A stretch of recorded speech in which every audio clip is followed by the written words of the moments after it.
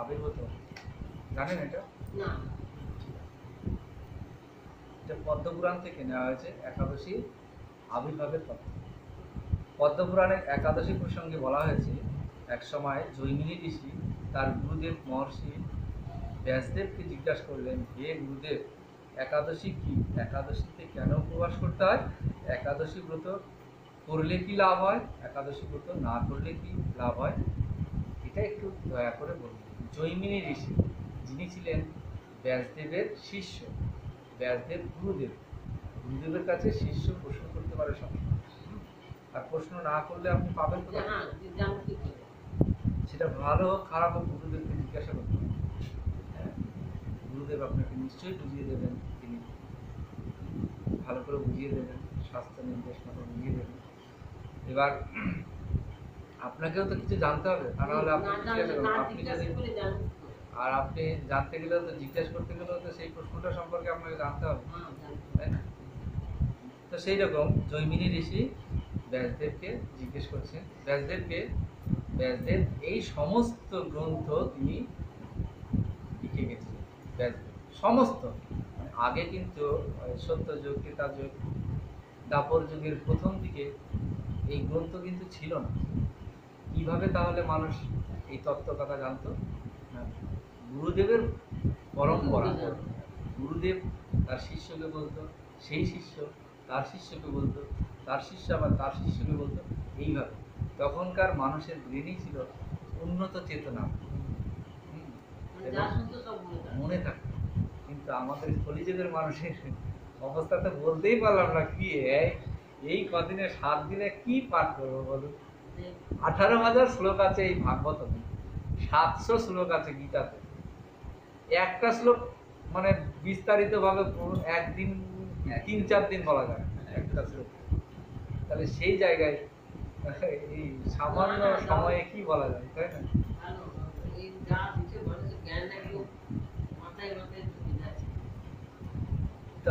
তো জৈমিনী ঋষি গুরুদেবকে জিজ্ঞাসা করছেন যে এই যে একাদশী কি, একাদশী ব্রত পালন করলে কি লাভ, না পালন করলে কি লাভ, এগুলো জিজ্ঞেস করছে।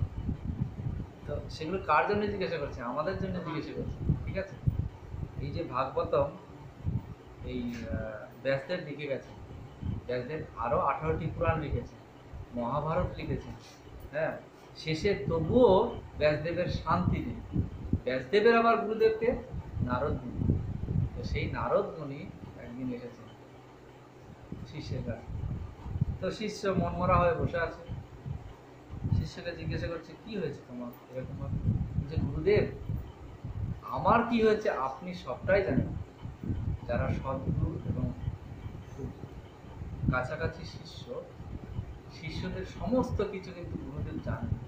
আপনি কতটা ভক্তি করছেন গুরুদেব বাড়ি থেকে বুঝতে পারেন, ঠিক আছে? আপনি কতটা, এবার কতটা আপনি কৃপা পাচ্ছেন সেটা আপনিও বুঝতে পারবেন গুরুদেবের যখন আপনি খুবই কাছাকাছি, বা গুরুদেবের কৃপা যখন আপনার লাভ হবে, আপনিও বুঝতে পারবেন যে আপনি কতটা কৃপা পাচ্ছেন, আর গুরুদেবও বুঝতে পারবে আপনি কতটা গুরুদেবকে, হ্যাঁ, ভালোবাসেন।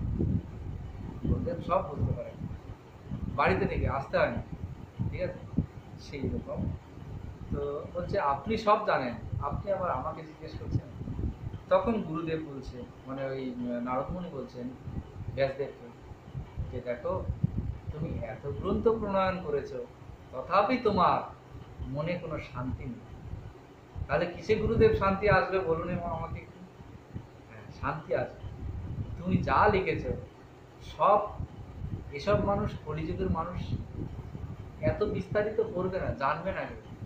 তুমি এমন গ্রন্থ প্রণয়ন করো যেটা শুনলে একেবারে আইসক্রিমের মতো টেস্টি লাগে, রসমালাইয়ের মতো। রসমালাইয়ের যেরকম কোনোটাই ফেলান না, রসটাও ফেলানেন না, আবার যে মালাইটা সেটাও ফেলা যায়, সবটাই কিন্তু খুবই টেস্ট।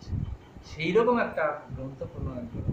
কি লিখবো গুরুদেব তাহলে বলুন, আপনি কিভাবে সেটাকে আমি করতে পারবো? কটা বাজে? কটা বাজে? ফোনে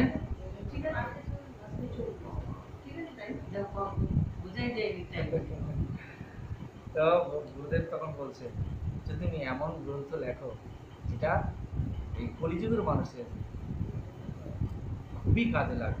সেটা কি গুরুদেব তাহলে বলে দিন আমাকে। তখন বলছে যে তুমি ভাগবতম রচনা করো। ভাগবতম কি না, ভগবান শ্রীকৃষ্ণের সমস্ত লীলা কথা এবং ভক্তদের লীলা কথা এই ভাগবতম দিয়ে গেছেন আমাদের জন্য। এবার এমন এমন ভক্ত লীলা আছে না, সেই লীলা আপনি যদি শ্রবণ করেন আপনার মধ্যে যে এত মানে দিব্য আনন্দ পাবে, হ্যাঁ, এবং আপনার জ্ঞানচক্ষু খুলে যাবে। আমাদের তো দুটো চোখ, কিন্তু আরেকটা চোখ আছে, সেটা হচ্ছে জ্ঞান চোখ। আমরা পড়াশোনা করি না, ছোটবেলায় পড়েছি একে চন্দ্র মানে একটা চাঁদ, দুইয়ে পক্ষ শুক্লপক্ষ কৃষ্ণপক্ষ, তিনে নেত্র। তিনের নেত্রটা পড়াশোনা করেছি, মাস্টারমশাই আমাদের শেখায়নি। আরেকটা চোখ কি, এ পড়ে যা পড়ে যা, যা আছে সব পড়ে যা। তাহলে সেই একটা চোখ হচ্ছে জ্ঞান চোখ। দুটো চোখ ছানি তো পড়েই আছে। আমরা পারমার্থিক জগতে ছানি পড়ে আছে, পারমার্থিক জগতে আমরা ভালো জিনিসটাকে খারাপ দেখি। আর তাহলে সেই জ্ঞান চক্ষু আমাদের খুলে যাবে। ঠিক আছে, কলিযুগের মানুষের এই জ্ঞান চক্ষু খোলানোর জন্য ভগবান পাঠিয়েছেন নারদ মুনিকে, যাও তুমি এই গ্রন্থ প্রণয়ন করো ব্যাসদেবের মাধ্যমে। তারপর ব্যাসদেব বলছে তাহলে আমি কি করে আমি এই গ্রন্থ লিখবো, আমি তো কিছুই জানি না। তার আগের যে মুনি ঋষিরা ছিল তারা কি করে জানতে পারতো এই কলিযুগের ঘটনা, কি করে জানতে পারলো কি ঘটবে? তারা ধ্যানে জানতে পারত। আর ব্যাসদেব ভগবানের সত্তাবেশ অবতার ছিল, ভগবানের অবতার ছিল। ভগবান স্বয়ং নিজে তো আসতে পারে না, নিজে অবতার হিসাবে আসেন। তিনি কি করলেন যে ধ্যানে দেখতে পেলেন। তিনি ত্রিকালদর্শী ছিলেন, মানে তিনটে যুগ, মানে ত্রিকালদর্শী, তিনটে কালে কি কি হয়েছে সবকিছু তিনি ধ্যানে দর্শন ধ্যানে দর্শন করেছেন। আর কলিযুগে কি হবে সেটাও ধ্যানে দর্শন করে তারপরে মনে শান্তি এলো যে হ্যাঁ আমি এই গ্রন্থ প্রণয়ন করব, লিখব। তাহলে এত লেখা আমি কি করে করব? গুরুদেব আমাকে বলে দিতে হবে। তখন গুরুদেব বলছে ঠিক আছে, আমি তাহলে লেখক পাঠাবো। তুমি এত লেখা লিখতে পারবে না, আমি লেখক পাঠাবো। তখন গণেশজিকে পাঠালেন। গণেশজি লিখছেন, আর গণেশ লিখছেন আর ব্যাসদেব বলছেন, ব্যাসদেব ধ্যানে বলছেন আর গণেশজি লিখছেন। এইভাবে এই মহাভাগবত রচনা হলো, যেটা আমাদের এ জীবনে কলিযুগে সমস্ত মানুষের সমস্ত রকমের সমস্যার সমাধান এখানে দিয়ে গেছেন। আপনারা চেষ্টা করবেন সবসময় যেখানেই হোক না কেন একটু শ্রবণ করার, আর চেষ্টা করবেন বেশি বেশি করে এই শ্রবণের জায়গা তৈরি করে দেওয়ার, হ্যাঁ, যাতে করা যায় এবং আপনারা শুনবেন, তাতে আপনাদের কল্যাণ হবে। ভগবত ধামে পৌঁছাবার টিকিট কেটে নিতে পারবেন। বহু সময় হয়ে গেল, একাদশী আরও তো রয়েছে। আর একটু বলি তাহলে একাদশী কীভাবে সৃষ্টি হলো। মহর্ষি ব্যাসদেব তখন বলতে লাগলেন, সৃষ্টির প্রারম্ভে পরমেশ্বর ভগবান এই জড় সংসার স্থাবর জঙ্গম সৃষ্টি করলেন। মর্তলোকবাসী মানুষদের শাসনের জন্য একটি পাপপুরুষ নির্মাণ করলেন। ভগবান সব কিছু তৈরি করলেন, কিন্তু সৃষ্টির আদিতে ভগবান কী করলেন? প্রকৃতি এই জগৎকে তৈরি করলেন। আর কি করলেন না, তিনি একটি সর্ব মানুষের এই মর্তলোকবাসীদের মানে শাসন করার জন্য পাপপুরুষ তৈরি। সেটা তৈরি হলো কি কি দিয়ে? দেখুন কোন জায়গায় কি দিয়ে তৈরি হলো। সেই পাপপুরুষের অঙ্গগুলি বিভিন্ন পাপ দিয়ে নির্গত হলো, মানে তৈরি হলো বিভিন্ন পাপ দিয়ে। কি কি পাপে কি হলো তৈরি? দেখুন, পাপপুরুষের মাথাটি হলো ব্রহ্ম হত্যা পাপ দিয়ে।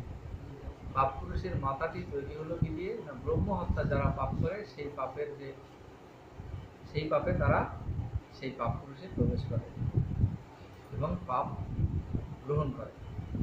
ব্রহ্ম হত্যা মানে কি? ব্রাহ্মণদের হত্যা করা।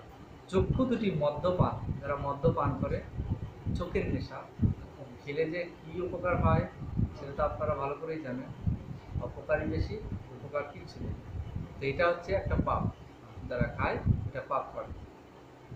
আর কি, মুখ স্বর্ণ অপহরণ, 2 কর্ণ হচ্ছে গুরুপত্নী গমন, 2 নাসিকা হচ্ছে স্ত্রী হত্যা, যারা স্ত্রী হত্যা করে পাপ পুরুষের নাসিকাতে গিয়ে মানে যোগদান করে, ঠিক আছে। আর কি না, গলদেশ হচ্ছে ভ্রূণ হত্যা, যারা গর্ভ অবস্থায় ভ্রূণকে হত্যা করে, সেটাও কিন্তু চরম পাপ। বক্ষ পরস্ত্রী গমন, বক্ষের মধ্যে পরস্ত্রী গমন যারা করে সেই পাপ লাগে। উদরের মধ্যে আত্মীয় স্বজনকে বধ করলে যে পাপ হয় সেই পাপে পাপ পুরুষের উদর তৈরিগুলো। আর নাভির মধ্যে শরণাগত বধ, কোনো কেউ আপনার শরণাগত হলো ভালোর জন্যে, আপনার কাছে সাহায্য চাইতে হলো, আপনি তাকে বধ করবেন, সেই রকম আর। কোমরটা হলো আত্মশ্লাঘা, 2 উরু হলো গুরুনিন্দা, এই গুরুনিন্দা করলেও কিন্তু পাপ হয়।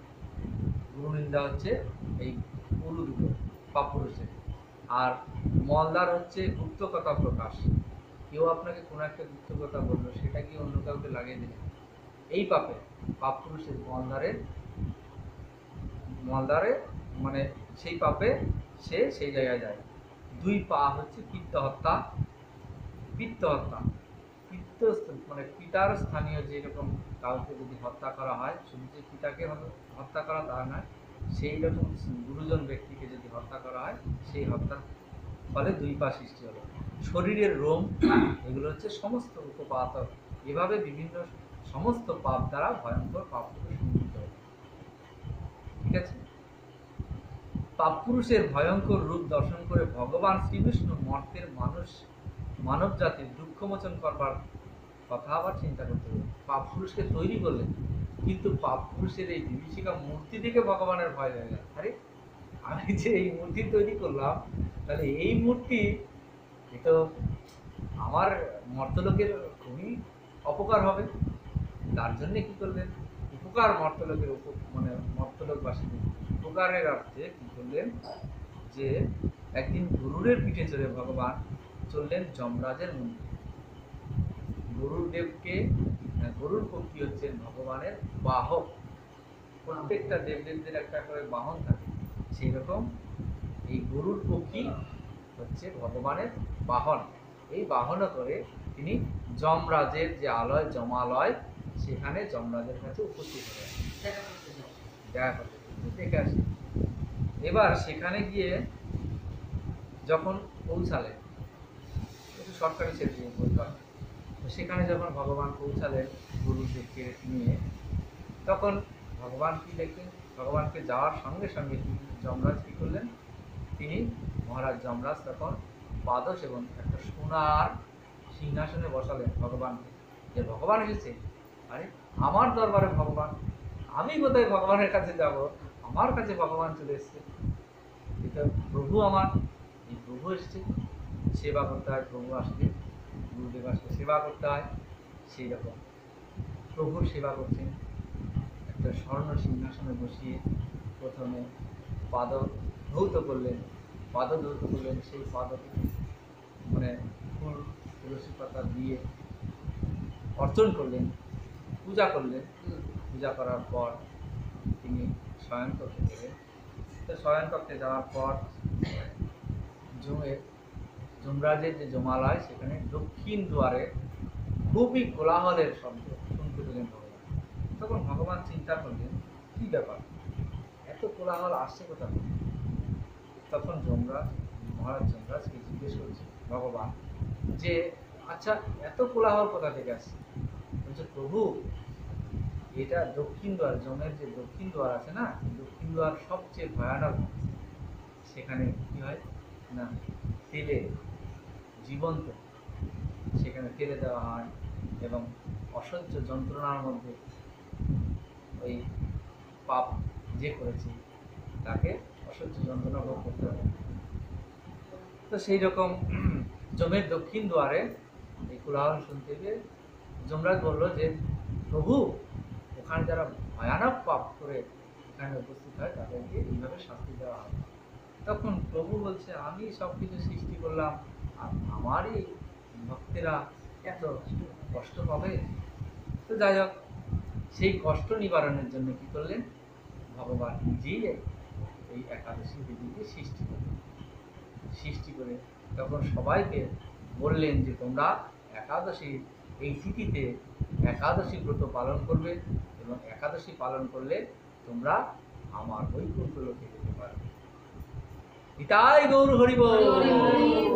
তাহলে একাদশী ব্রত পালন করলে বৈকুণ্ঠ ধামে পৌঁছে যাওয়া যাবে। নরক থেকে বৈকুণ্ঠ ধামে একাদশী পালন করে সকলে চলে গেলেন। এবার পাপ পুরুষ চিন্তা করছে, আরে আমার খাবার দাবার তো আর আসছে না, কেউ তো পাপ করছে না, আর যারা পাপ করছে সবাই তো একাদশী পালন করে পাপ থেকে মুক্ত হয়ে যাচ্ছে, তাহলে এবার আমার কি গতি হবে? পাপ পুরুষ গিয়ে আবার ভগবানের হাতে পায়ে ধরছে, আমি খাবার পাচ্ছি না, আমাকে এবার কি করবেন করুন, না খেতে পেয়ে আমি এবার মারা যাবে। আরে তাহলে ভগবান তখন আবার জায়গা দিল, শোনো, সমস্ত জীবের জন্য ভগবান চিন্তা করেন, সমস্ত কিছুর জন্য, ভালো কাজের জন্য চিন্তা করেন, খারাপ কাজের জন্য চিন্তা করেন। আপনার ফল অনুযায়ী আপনি কর্ম অনুযায়ী আপনি ফল পাবেন। তো সেই রকম পাপ পুরুষকে বলছে, শোনো, আমি তোমাকে একটা জায়গা দেব। সেটা কি?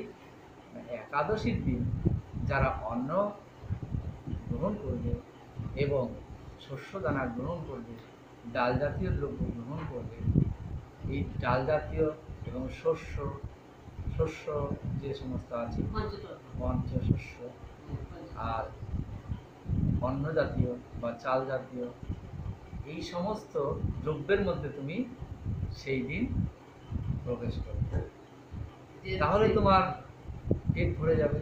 কারণ যারা ওই সমস্ত জিনিসগুলো সেবা করবে তারা পাপ গ্রহণ করবে, আর পাপ গ্রহণ করলে তুমি তাদের নিয়ে আসতে পারবে, তোমার পেট ভরবে। তো সেই জন্যে এইভাবে জায়গা দিলে, আর এইভাবে পাপ পুরুষ ওই অন্নের মধ্যে একাদশীর দিনে ওই শস্য দানার মধ্যে, ডাল জাতীয় দ্রব্যের মধ্যে অবস্থান করে, তাই ওগুলো খেতে নেই, খেলে পাপ বাড়ে। আর আমরা সবাই পাপ করছি, পৃথিবীর লোকেরা না জানতে পারলে কিন্তু করতাম না, তাই না? এই যে আজকে বললাম, এই কথাগুলো সবাই যদি জানে, করবে কেউ? একটা দিন তো একাদশী পালন কোনো কিছু না, সব কিছুর মধ্যে ওগুলো বাদ দিতে যাবে। শুধু কিছু তো খাওয়া যাবে, জল খাওয়া যাবে, দুধ খাওয়া যাবে, ফল খাওয়া যাবে, হ্যাঁ, এবং আলু, সবজি মবজি, কুমড়ো, কাঁচা কলা, এগুলো সব তো নেওয়া যাবে। একটা দিন ভগবানের জন্য থাকা যায় না? ভগবান আমাদের এত কিছু দিচ্ছে, তাহলে একটা দিন থাকা যায়, চেষ্টা করলে সবাই পারে, কিন্তু সেই চেষ্টাটাই মানুষের নেই। মানুষ ইন্দ্রিয় তৃপ্তিতে ব্যস্ত, ইন্দ্রিয় তৃপ্তিতে ব্যস্ত মানুষ। এই ইন্দ্রিয় তৃপ্তি মানুষের কমাতে হবে, কমিয়ে এইসব দিকে এগিয়ে আসতে হবে, তবে জীবনকে সাফল্যমণ্ডিত করা যাবে। এবং মনুষ্য জীবন যে জন্মগ্রহণ করে মনুষ্য ধর্মটাকে এগিয়ে নিয়ে গিয়ে কীভাবে চললে আমাদের সবার উপকার হবে এবং আমার নিজের উপকার হবে, সেই রকমভাবে মনুষ্য জীবনকে সাফল্যমণ্ডিত করতে হবে, এইভাবে চলতে হবে আর সবাইকে চলাতে হবে, তবে মনুষ্য জীবন সার্থক হবে এবং বৈকুণ্ঠ ধামে আপনার একটা জায়গা হবে। সেখান থেকে আর নরকেও যেতে হবে না, স্বর্গেও যেতে হবে না, এবং পৃথিবীতেও আসতে হবে না। জন্ম, মৃত্যু, জরা, ব্যাধি, এই চার অবস্থার মধ্যে আপনাকে দুঃখ কষ্ট আর পেতে হবে না। তা আপনারা একটু সকলে মিলে বলবেন, সবাইকে বলবেন, বাড়ির সবাইকে আগে করান, বাড়ির সবাইকে দিয়ে আবার অন্য কাউকে করান, করবে তারা, সবাই করবে, জানতে পারলে সবাই করবে। এবার প্রভু এইরকমভাবে সব ব্যবস্থা করে দিলেন, এবং জৈমিনী ঋষি প্রশ্ন করেছিল বলে ব্যাসদেব এই কথাগুলো শোনাচ্ছেন। পাপ পুরুষ সৃষ্টি করলো, পাপ পুরুষের খাবার কি, আর একাদশী সেই দিন করলে কী লাভ সেটা বললো। তাহলে এইভাবে একাদশীকে সৃষ্টি করলো। আরেকটা তত্ত্ব আছে একাদশীর, সেটা তো আজকে বলা যাবে না, সেটা হচ্ছে একটা যুদ্ধক্ষেত্রের ঘটনা, তো সেটা আজকে বলবো না। আজকের যে একাদশীর মাহাত্ম্য অনেক রাত হয়েছে, সেটা একটু বলি। পার্শ্ব একাদশী। তো এখন আমাদের চতুর্মাস ব্রত চলছে। কেউ যদি করে থাকেন তো খুবই ভালো, আর যারা করছেন না তারা আজকে শোনার পর থেকে করবেন। সেটা হচ্ছে কি না, শ্রাবণ মাসে শাক খেতে নেই। শাকের মধ্যে অনেক রকম মানে খারাপ দিকটা থাকে, সেটা গ্রহণ করলে পেটের রোগ হয় এবং শরীরের অসুস্থতা জনিত কারণে বিভিন্ন রকমের রোগ সৃষ্টি হয়। শ্রাবণ মাসে শাক খেতে নেই। আর ভাদ্র মাসে এটা হচ্ছে ভাদ্র মাসে হচ্ছে দই খেতে নেই, ঠিক আছে। আর আশ্বিন মাসে, ভাদ্র পরে আশ্বিন মাসে হচ্ছে দুধ খেতে নেই। আর কার্তিক মাসে খেতে নেই মাসকলাইয়ের ডাল। আর যদি পারেন তো খুবই ভালো আমিষ আহার। ওই একটা মাস আমিষ আহার খান, ভগবান আপনাদের এত কৃপা করবে না, চিন্তা করতে পারবেন। সেই একটা মাস একটুখানি সবাইকে ব্যবস্থা করুন বাড়ি। দেখুন চেষ্টা করাতে হবে। যে কদিন খাবেন সেই কদিনই আপনার লাভ। যে কটা দিন করাতে পারবেন সে কটা দিনই লাভ হবে, ঠিক আছে। চেষ্টা করবেন। তাহলে প্রথম কি শাক নিষেধ, শ্রাবণ মাসে শাক নিষেধ দিলে তো পারবেন। এই পরবর্তীতে যে মাস থাকবে এটা করবেন পরবর্তী বছরে। আচ্ছা, ভাদ্র মাসে দই খেতে নেই, দই খাবেন না। আর আশ্বিন মাসে দুধ খেতে নেই, ঠিক আছে, দুধটা খাবেন না। আর কার্তিক মাসে হচ্ছে মাসকলাইয়ের ডালটা খাবেন না, আর নিরামিষ আহার খাবেন।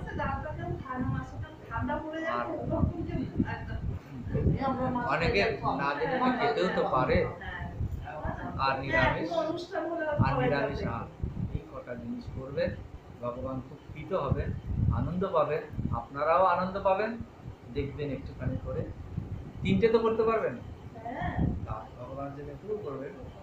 সবই তো আমাদের জন্য করছে, ভগবানের জন্য নয়। এই যে তত্ত্বগুলো সব কিন্তু আমাদের জন্য করছে, আমাদেরকে আয়ু বর্ধিত করার জন্য।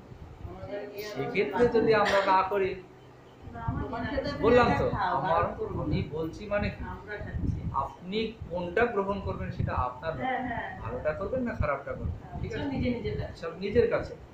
আপনি কোথায় যাবেন, মৃত্যুর পর আপনি কোথায় যাবেন, সেটা আপনাকে এখন থেকে সেই জায়গাটা তৈরি করতে হবে, ঠিক আছে। সবই একদিনে তো সবকিছু হয় না, তবুও অনেক দেরি হয়ে যাচ্ছে। তো এইটা একটু বলি, আজকের যে আগামীকালকে যে একাদশীটা আছে তার নাম হচ্ছে পার্শ্ব একাদশী বা পরিবর্তিনী একাদশী। ভগবান স্বয়ং করেছেন, ঠিক আছে। এবার এটা হচ্ছে পাশ ফিরতে, আমরা যেরকম স্বয়ং করলে এক পাশে থাকতে পারি না, সেরকম পাশ ফিরতে হয়। এই একাদশীটা হচ্ছে পার্শ্ব একাদশী, ভগবান নিজে এপাশ থেকে ওপাশে হবে।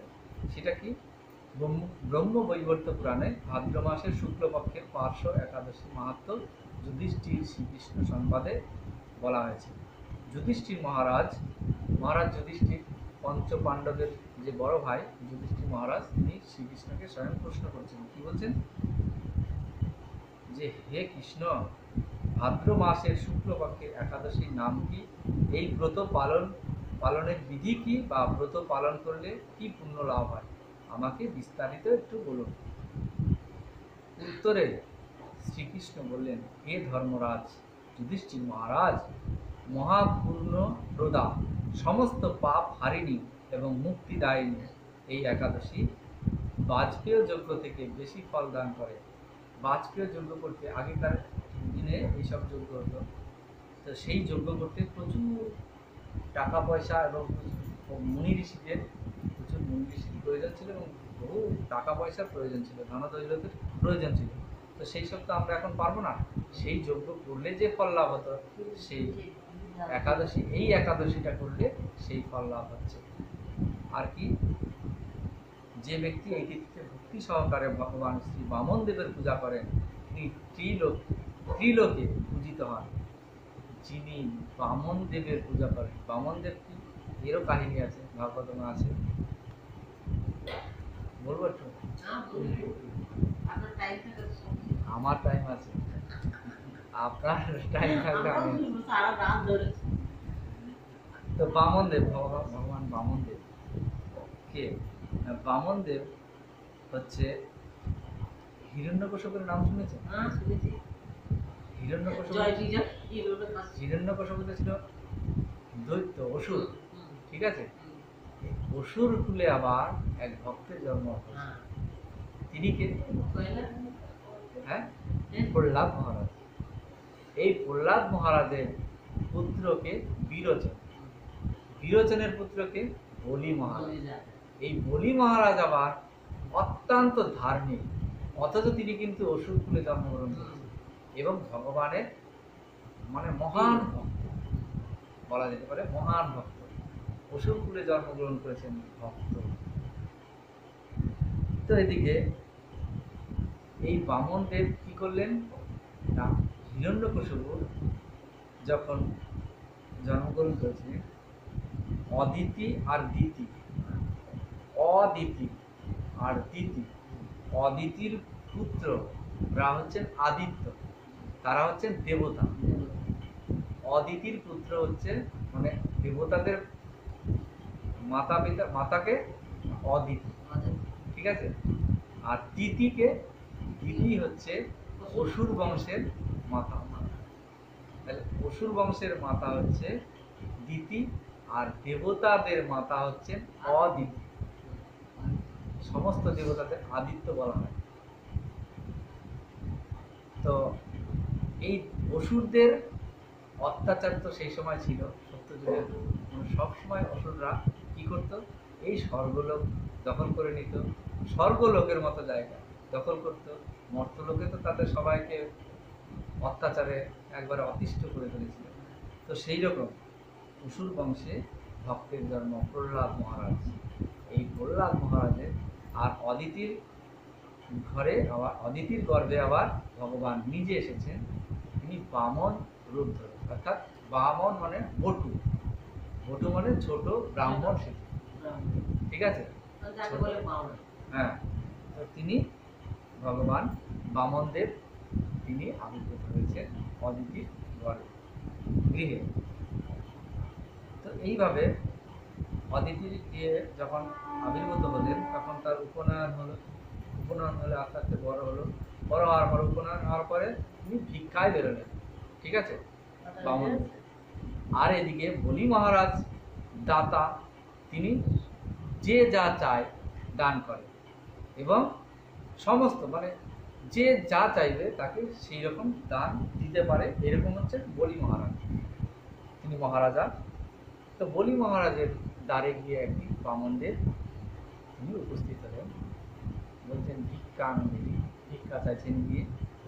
তখন বলি মহারাজ বলছেন, বলুন ব্রাহ্মণ ঋষি, ব্রাহ্মণ পুত্র, আপনি বলুন কি চাই, আপনি যা বলবেন আমি তাই দেব। তখন বামনদেব, ভগবান বামনদেব বলছে, আমি ছোট করে বলে দিই, আমি ত্রিপাদ ভূমি চাই। ত্রিপাদ ভূমি মানে তিনটে পা রাখার জায়গা চাই। তখন বলি মহারাজ অনেকক্ষণ হাসলেন, আমার এত কিছু সম্পত্তি রয়েছে, এত সোনাদানা রয়েছে, এত জায়গা রয়েছে, তুমি অন্য কিছু চাও, এই সামান্য 3 পা জায়গা চাইছো, ত্রিপাদ, হ্যাঁ রহস্য করছে আর কি। ত্রিপাদ জায়গা চাইছো তুমি, ত্রিপাদ ভূমি, তুমি ঘর চাইতে পারো, তুমি বাড়ি বা কোনো এমন কিছু চাও আমার কাছে যে তোমার উপকার লাগবে। তখন বলছে, দেখুন এই ছোট্ট মানে বামনদেব তখন বলছে, এই ছোট্ট উপহারই আমার দরকার, আমার তো বেশি কিছু চাই না, আমি এইটুকুতেই সন্তুষ্ট। আর ব্রাহ্মণদের বেশি কিছু দরকার নেই। তখন বলি মহারাজ বলছেন, ঠিক আছে তাই হবে, তাই দেব। তখন বলছে যে কোনো কিছু দিতে গেলে তখন সংকল্প করতে হয়। তখন বামনদেব বলছে, ঠিক আছে দেবেন, তো সংকল্প করুন। তখন তুমুল থেকে জল দিল, সংকল্প করলো। সংকল্প করার সময় কোনো কিছু দান করবে যখন সংকল্প করতে হয়, তখন এই বলি মহারাজের আবার গুরুদেব অসুর গুরু শুক্রাচার্য, তিনি বলছেন, বলি তুমি এ দান দিতে যেও না, এ দান দিতে পারবে না, তুমি এ দান দিও না, দিও না দিও না দিও না, এটা দিও না। তো বলছে, তখন বলি মহারাজ বলছে যে গুরুদেব আপনার কথা আমি মানতে পারলাম না, কারণ আপনি বলছেন এই দান দিও না, এই সামান্য দান আমি কেন দিতে চাইবো? অহংকারী না, তখন শুক্রাচার্য বলছেন ইনি সাধারণ মানুষ সাধারণ কোনো ব্যক্তি বিশেষ না, বা সাধারণ ব্রাহ্মণ কুমার নয়। বলি মহারাজ তুমি দিও না, এই দান দিতে চেয়েও না। হ্যাঁ, যতবারই আটকাবার চেষ্টা করেছে, শোনে না।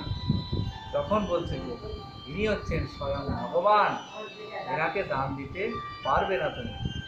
তখন বলি মহারাজ চিন্তা করছেন, স্বয়ং ভগবান আমার কাছে চলে এলো, হ্যাঁ, আমি এত বড় ভক্ত, তাহলে আমি দান দিতে পারবো না বলছি। গুরুদেবের কথা ভ্রুক্ষেপ করে দিল, গুরুদেবের কথা আর শুনলো না, গুরু বাক্য লঙ্ঘন করে দিল। তাহলে ভগবানকে পেতে গেলে গুরু বাক্য লঙ্ঘন করলেও কোনো অপরাধ হয় না, এর থেকে প্রমাণিত এই তত্ত্বতে। বোঝা গেল? তাহলে এবার বলি মহারাজ চিন্তা করছেন, আমার এই দান আমি অবশ্যই দেব, কারণ ভগবান এসেছেন আমার কাছে, আমি যা হবে হবে আমার। তখন বলল যে ব্রাহ্মণ তোমার ঋষিবর, আপনি দান নিন। তখন বলল, ঠিক আছে। তখন দুটো পা, আমাদের তো দুটো পা, কিন্তু 3 পা চেয়েছে। তখন ব্রাহ্মণ কুমার কি করলো, ব্রাহ্মণদের 1 পা একেবারে নিচে পাতাল পর্যন্ত পৌঁছে দিল। পাতাল লোক পুরো দখল করে নিল 1 পায়ে, আর জায়গা নেই পাতাল লোকে। সপ্ত পাতাল, 7টা পাতাল, আর ওপরে আছে 7টা স্বর্গ, ঠিক আছে? তো 14টা ভুবন বলো না, 14 ভুবন, সেই 14টা ভুবন তার মধ্যে 7টা দখল করে নিয়েছে, আর উপরের দিকে 7টা আছে, উপরের দিকে আর 1 পা বাড়িয়েছে। আর 1 পা বাড়িয়ে কি করেছেন, পুরো একেবারে বাড়াতে বাড়াতে বাড়াতে বাড়াতে একবারে ব্রহ্মলোক পর্যন্ত পৌঁছে গেছে, যেখানে ব্রহ্মাজি আছে, সেই লোক পর্যন্ত পৌঁছে গেছে। তখন ব্রহ্মাজি দেখছে, আরে এ তো আমার প্রভুর চরণ। তখন কি করলো, ব্রহ্মা আবার কি করলো, মণ্ডল থেকে সঙ্গে সঙ্গে গঙ্গার জল দিয়ে ধৌত করে দিল, পা ধুয়ে দিল, পূজা করলো, স্তুতি করলো। এইভাবে দুটো লোক তাহলে চলে গেল। নিচে পাতাল লোকে কি আছে না, সপ্ত পাতাল, তল, অতল, বিতল, সুতল, তলাতল, রসাতল আর পাতাল, এই 7টা। আর উপরের দিকে আছে, আমরা আছি ভূলোকে আছি, ঠিক আছে, মানে পৃথিবী লোকে আছে। পৃথিবী, ভূলোক, ভূলোক, সত্যলোক, মহলোক, জনলোক, তপলোক, আর এরপর আছে ব্রহ্মলোক, বৈকুণ্ঠ ধাম। তো ওই ব্রহ্মলোক পর্যন্ত পাওয়া পৌঁছে গেছে। তারপরে তো বিরজা নদী, মানে এই বিরজা নদীর জলই আমাদের এই গঙ্গা হিসাবে নেমে এসেছে।